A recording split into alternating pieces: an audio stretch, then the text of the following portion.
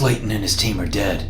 You're in command now, Antonov, I said as we put Jordan down in the medical bay. What are our orders? Antonov mulled the question over as he checked out Jordan's wound. We'd managed to stop most of the bleeding, but he'd lost a substantial amount of blood. His type was listed on his name tag, but only Leonard was a suitable match. Without readily available blood on board, he'd have to serve as a live donor. Stay with Jordan and Leonard, Antonov told me. Luis and Sandra, you are with me.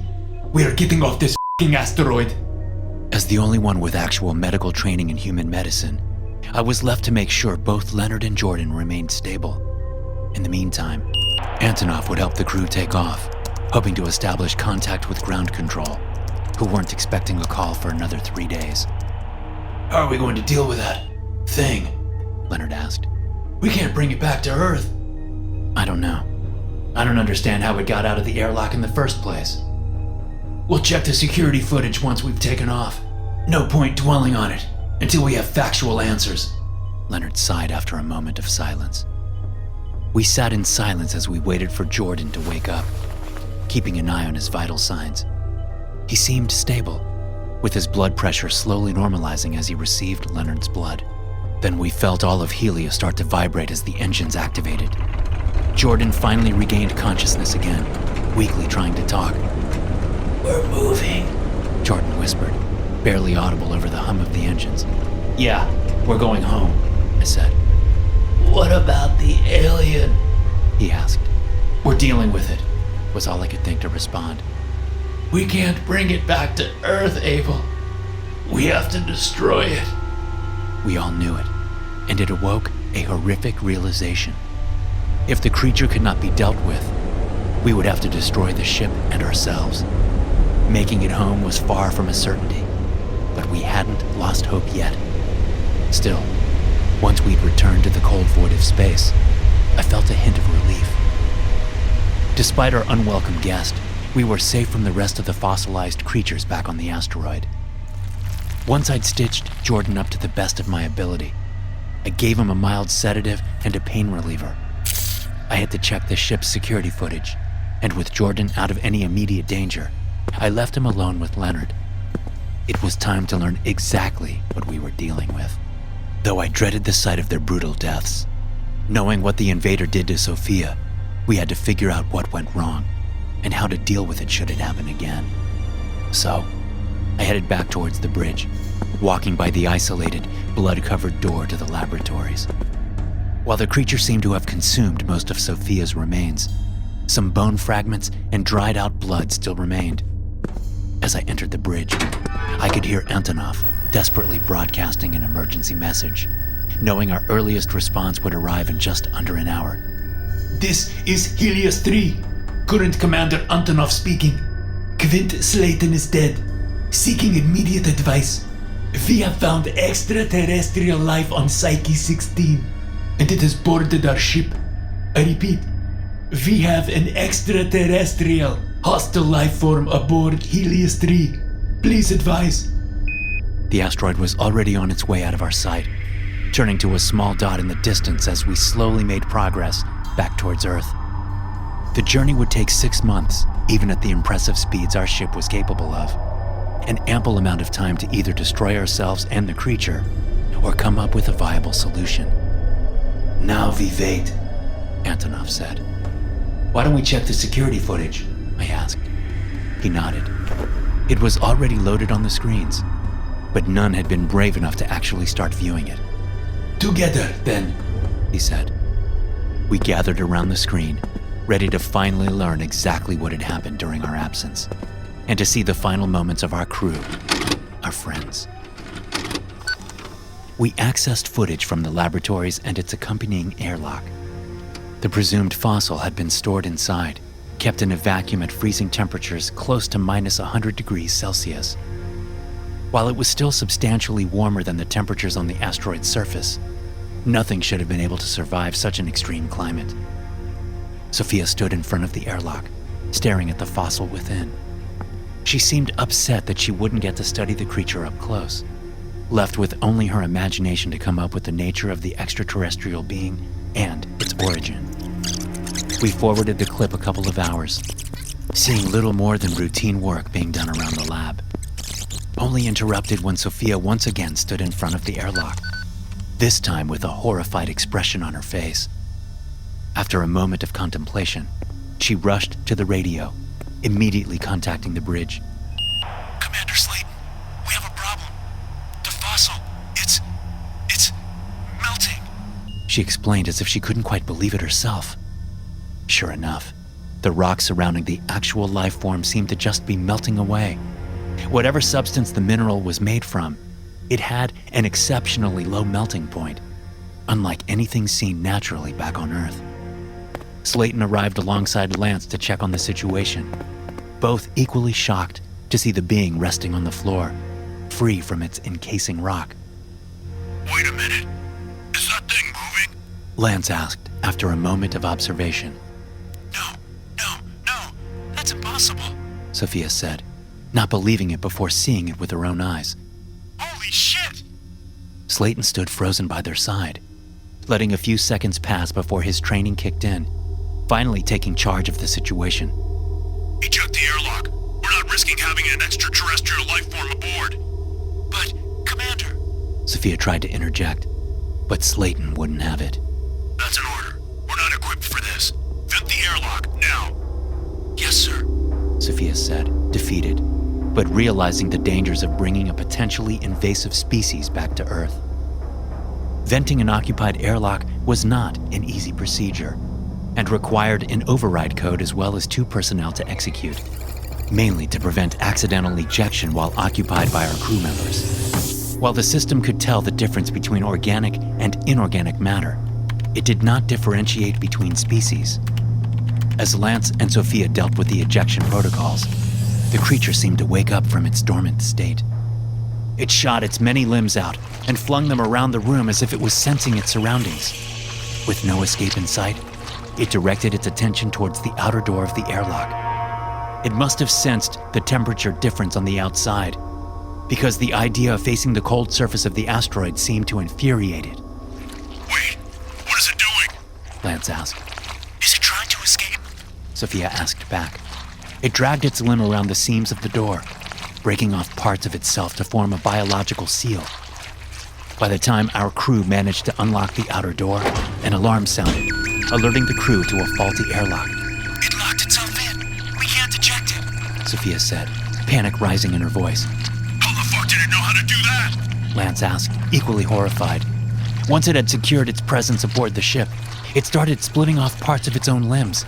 Each shredded part slithered along the walls, looking for any escape. Once one of them discovered the inner airlock, it latched itself onto it, flattening out, until its flesh covered the entirety of the door's surface. Commander, what are we gonna do? Incinerate it, he said as confidently as he could.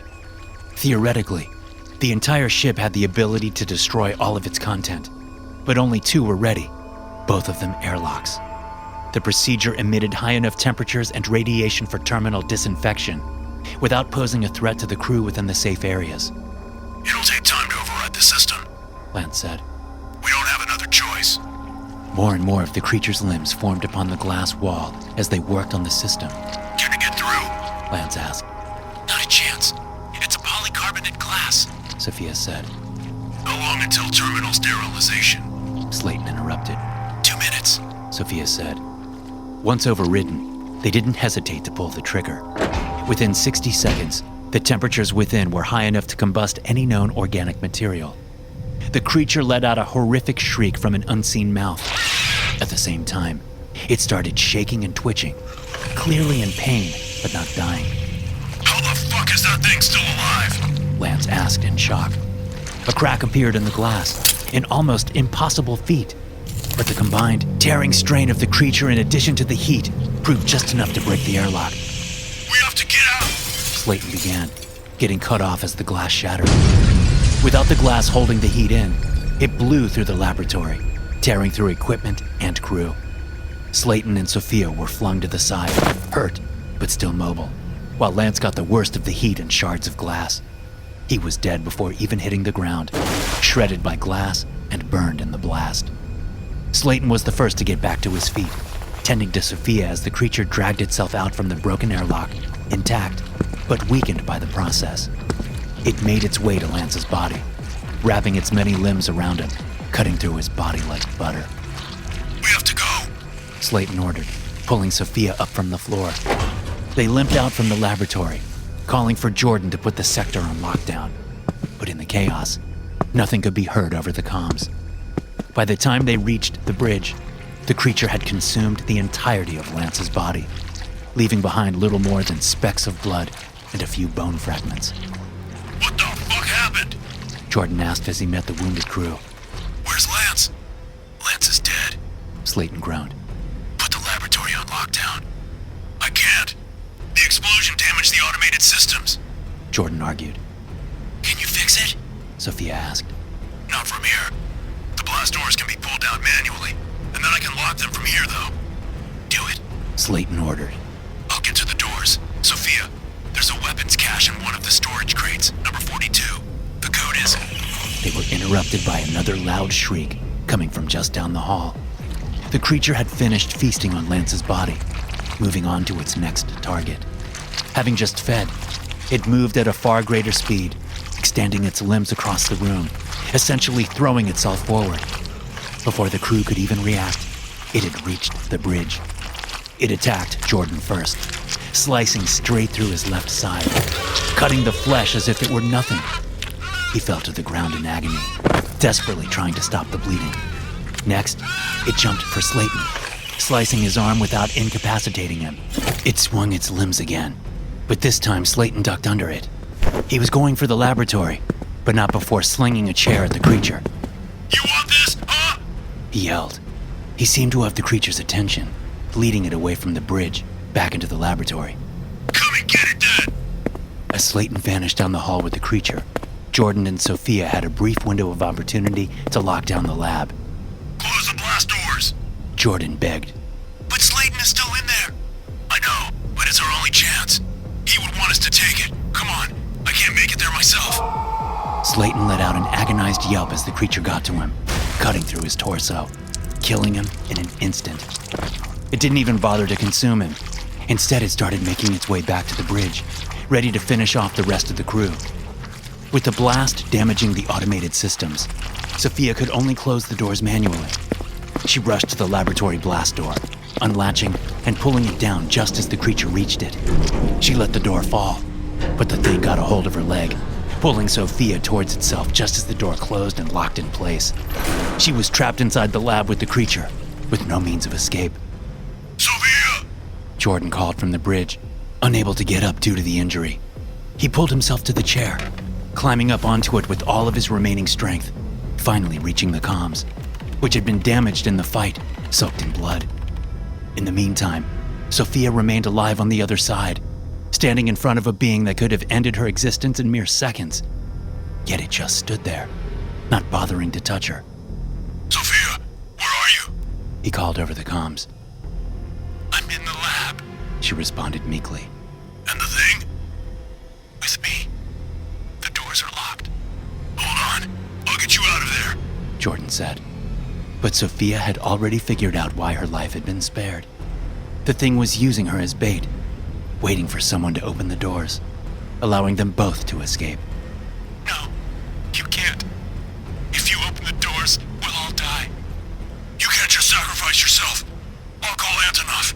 We'll get weapons. We'll save you. Don't give up, please. With that, Jordan sent out a distress call, his words getting weaker as his strength drained, finally rendering him unconscious. All the while, Sophia was standing by, waiting for her inevitable death. That's enough, Antonov ordered, pausing the footage. What now? Sandra asked. We can't bring this thing back to Earth. He said with as much authority as he could muster. We have to kill it. How?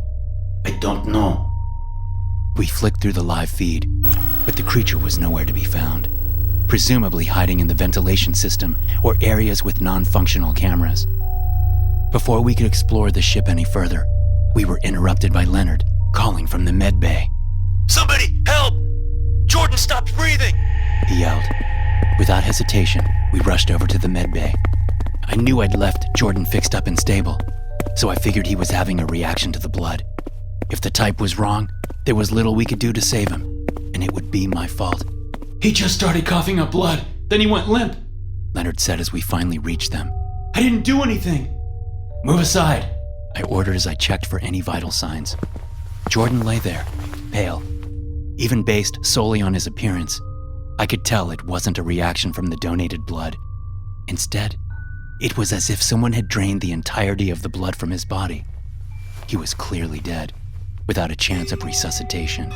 What the hell happened? Antonov asked. He bled out. I explained, though I couldn't quite believe it myself. Bled out? Antonov asked again. Then where's the blood?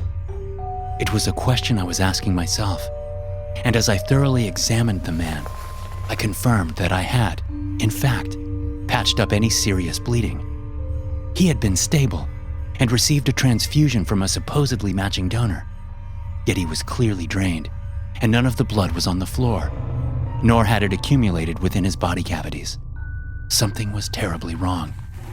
He's moving, Luis let out in a shaky voice. Sure enough, Jordan's fingers and toes appeared to be twitching, flexing as if something gently tugged on his tendons. The skin around his shoulders bulged slightly, before suddenly tearing open in a bloodless wound. Small tendrils shot out, further tearing apart Jordan's body. What the fuck is that? Louise asked in shock. It only then dawned on me why the creature had decided to leave Jordan alive. His survival had not been due to Slayton's clever distraction, but rather a plan for escape. It had shredded a part of itself, allowing it to slowly feed on Jordan's body as it grew within, only to emerge once it was strong enough. We have to seal this room, I warned, but it was already too late. Jordan's body was torn apart by the emerging creature. His abdominal and chest cavity tore themselves open, seemingly rid of any organs, all consumed by the creature. Even with the first creature locked up, we hadn't felt safe. But with the emergence of a second, our demise was quickly becoming an absolute certainty.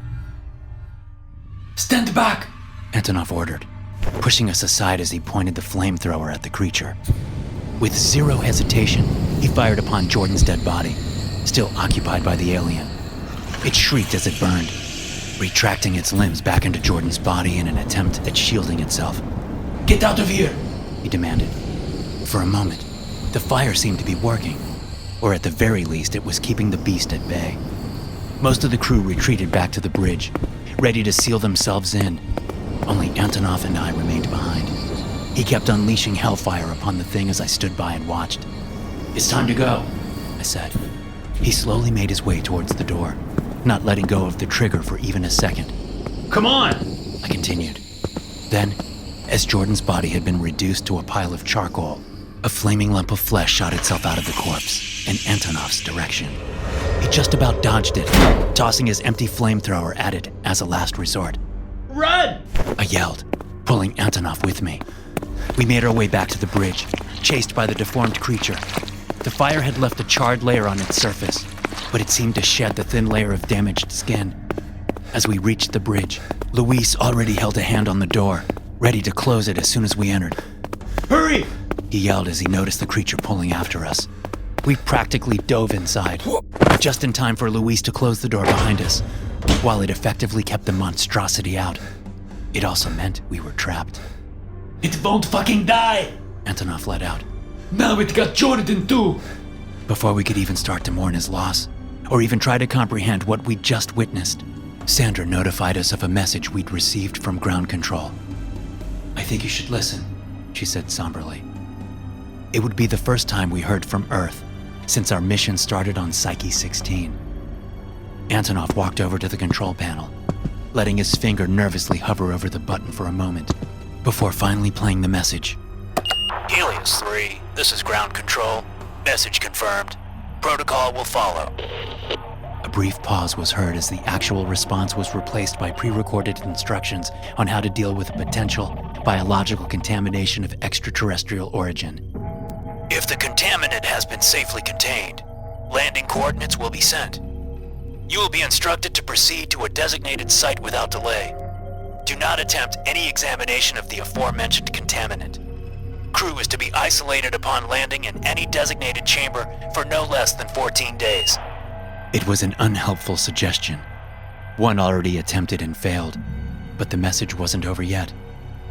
If the contaminant cannot be contained, terminal sterilization of all sectors will be initiated. All remaining crew should proceed to protection chambers. Following sterilization, remote-assisted autopilot will be activated. Crew is to remain within the protection chambers upon return to Earth, where a strike team will determine which further action is required. If terminal sterilization is unable to remove the threat, the Iphigenia protocol is recommended as a last resort. Urgent response required to determine the operational status of the crew. That marked the end of the message. The first two suggestions had already been tried, both futile attempts at halting the invader. But the third, final option remained unknown to most of the crew, who turned to a pale-looking Antonov for answers. What's the Iphigenia protocol? Sandra asked. I am not at liberty to say, He explained. but it won't be necessary. Won't be necessary. Do you have any other suggestions? I chimed in. He carefully mulled over his next words, knowing they'd be met with resistance. We will not bring these things back to Earth, he said before pausing, still not sure whether he'd even suggest his next idea. But with all other hopes stripped away, even ludicrous strategies had to be considered. We will vent them into space. He finally said. How? They're not exactly hanging around inside the airlocks. We go to the hangar, turn the drill on the doors and break them open, continued. His logic wasn't faulty. The hangar doors were indeed large enough to cause a rapid depressurization if broken, causing any sector not on lockdown to be absolutely vented. Essentially, it would suck anything that wasn't bolted to the floor into space. It would most definitely take the creatures with it, but in the process there was a high chance we'd all die.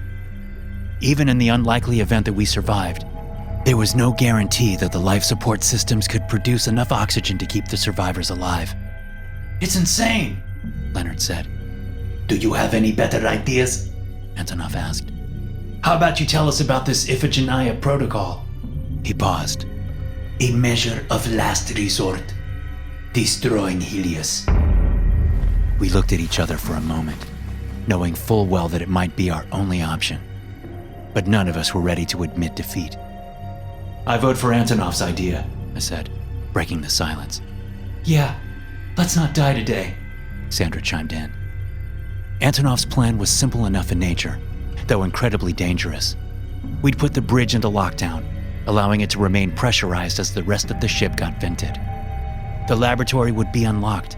Then the drills would be put to work on the doors, while the crew suited up and fastened themselves within the strapped-down vehicles, praying that they would remain firmly in place. If we got lucky, the two invaders would be sucked out into space, leaving us as the only biological beings on Helios. Our ship would be severely damaged, but safe. Louise and Abel will remain on the bridge in case something happens to the rest of us, Antonov said. We need someone to keep in contact with ground control and take care of the landing. I glanced over at Leonard, who looked pale as a sheet. Weak after donating blood to Jordan, he was in no condition to help blow up the hangar doors. Leonard stays. I'll take his place, I half-asked, half-stated. Antonov looked over our sick crewmate, quickly agreeing. What do we do with the second creature? Sandra asked. We can't stop it, but we can slow it down with our weapons. What's important is that at least one of us makes it to the other hangar to start the drill. After that, nothing matters. We nodded in agreement. Luis, can you open the laboratory door remotely on my command? Antonov asked. Not open, but I can unlock it. Should be enough if you manage to break the hangar door. Then let us not waste time standing here. The creature did not linger outside the door, and was also not visible on any of the cameras. We assumed it was hiding in ventilation shafts or unmonitored closets, ready to jump and strike as we passed. Nevertheless, even without eyes on our enemy, we exited the safety of the bridge and made quick progress in the direction of the hangar. What if it doesn't work? Sandra asked. It will, Antonov stated with as much confidence as he could muster. We passed the locked laboratory doors, still not seeing the first creature trapped within. Where is that fucker? Antonov mumbled. It was a question that didn't need much time to be answered, as we heard thumps coming from the ventilation shaft above us. I raised my rifle, but Antonov quickly ordered us to hold our fire. We didn't feel confident that bullets would maim the thing, so letting it struggle to find its way out would be a better plan. But with the knowledge of the monster's location, we didn't have to check every corner in fear of being jumped. We just rushed to the hangar, not wasting any valuable time. We quickly grabbed the IEVA suits, and Antonov kept an eye out for the alien as Sandra and I put them on. "All right, I'm suited up. Your turn, Commander," I said before redirecting my attention to Luis. "How's it going back at the bridge?" I asked via the suit's radio. "I'm ready to unlock the laboratory door. Leonard isn't looking too good, though. He's in pain." The last statement stuck with me. Feeling weak after donating blood wasn't abnormal, but pain wasn't one of the common symptoms. Before I could dig any deeper into the situation at the bridge, we were interrupted by a falling ventilation panel. We all turned our attention towards it, just in time to see the creature lower itself onto the ground. "There!" Sandra yelled, immediately firing upon it. A few of the rounds hit it, tearing into the flesh, even severing one of its many limbs. It shrieked in agony, and while it slowed it down, the damage wasn't substantial enough to completely stop it. Activate the drills, now! Antonov ordered. "You're not suited up," I argued. There's no time! Do it now! He yelled. Without further hesitation, Sandra activated the drills, which in turn started digging into the heavy doors shielding us from outer space. They were efficient, but the metal was thick. It would take time to completely break through. Still, the damage was noted by loud alarms blaring throughout the ship, warning us of the purposely formed hull breach. Within less than a minute, the drills would get through, blowing the doors open. "Get suited up, Commander," I demanded as I attempted to aid Antonov. No, get to the vehicles! He said as he grabbed my weapon, kicking me in the guts to show that he'd absolutely not accept my assistance. Go!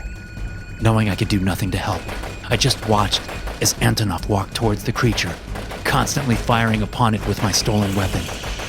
I just lay on my back in shock, prompting Sandra to pull me towards the vehicles, just barely making our way there as we heard the hull of Helios finally pop.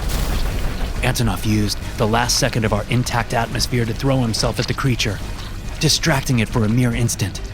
Just then, the drills breached completely into a vacuum, causing a massive hole between the inside and outside of Helios. Antonov and the creature lay entangled on the ground, and were the first two to be sucked into space. He had given his life to save us. "Luis, open the doors!" I yelled into the radio. "You got it!" Both drills and our weapons got sucked outside. We held onto the vehicles, terrified that the straps might fail. Then we heard a shriek, dulled by the quickly vanishing atmosphere. As the first monster got pulled into the hangar, it flailed its limbs about, desperately trying to remain on board. One of them reached out for the vehicle and grabbed onto Sandra where she sat. It managed to wrap around her arm, digging its way into her flesh. She groaned in pain, trying to rip it away. But her yells of agony quickly vanished as her life-protecting suit had been punctured, letting all oxygen escape through the hole. She gave me one final look before unbuckling herself from the vehicle, letting herself get sucked out with the creature in a final act of defiance. I remained seated in the vehicle in shock, waiting for the pressure to reach an equilibrium with the vacuum outside. Only then could I move around Helios freely and regroup with the last two survivors on board the ship. Once all oxygen had been removed, an eerie silence fell upon the ship. The beeps, engines, and pipes that had produced a familiar atmosphere inside were masked behind the vacuum. I unbuckled myself from the vehicle and walked over to the breached hull, wondering if I would see my friends floating around outside. But there was nothing to be seen. Anything that had been sucked out was also propelled away in the opposite direction, destined to spend the rest of eternity in the void. "I'm sorry," I mumbled to myself as I turned to head towards the bridge. "It's done," I said somberly over the radio. No response. "Luis, you hear me?" I asked again. Nothing. The radio was working just fine. They'd long since been fixed by our crew, so a communication error wasn't the reason for their silence. I rushed back to their location, worried that the bridge had depressurized despite being sealed off.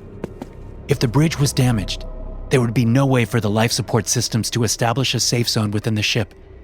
Leonard? Louise? Please talk to me. I called out as I ran. A thought was emerging from the back of my mind, a single sentence Louise had spoken before we activated the drills. He's in pain. The thought was replaced by a horrific realization.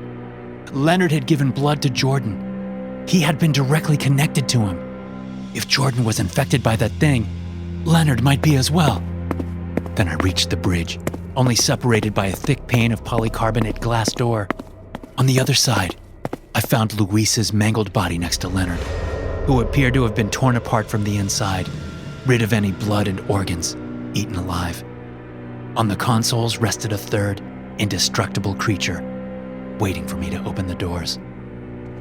Both of them were dead, leaving me as the last survivor on board Helios, with no chance to fight back.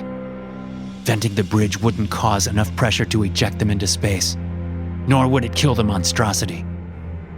Stuck in a vacuum with rapidly diminishing oxygen supplies within my suit, I returned to the hangar to record this message. I cannot establish contact with ground control without access to the bridge, so I can't initiate the Iphigenia protocol to end this suffering. I just hope they figure out that something up here has gone terribly wrong. As I speak these words, I'm looking out at the stars filling the universe, as I often did as a child, wondering what kind of life exists among them. Are they like us, with dreams, plans, and hopes? Are they friendly, looking to build a society among the stars? Or would they rather see us wiped from the universe's existence? Thanks for listening. If you enjoy these stories, be sure to subscribe to the podcast and check out some more of my episodes here.